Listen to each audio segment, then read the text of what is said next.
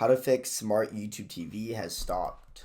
So first, restart your device. So turn off your smart TV, unplug it from the power for 60 seconds, then plug it in and turn it on. This clears any temporary glitches causing the app to crash. Then you just want to check your internet speed. So stay 5 Mbps. Then restart your router if needed, as poor connection often triggers stopped errors. Then you want to clear the app cache. So go to TV settings, apps, YouTube TV, storage, and then clear cache. Then relaunch the app. Then you just want to update the app. So open up your TV's app store, search for YouTube TV, and install updates. Outdated versions can cause crashes. Then just reinstall the app. So uninstall YouTube TV from app menus, reinstall from the official store, and sign in.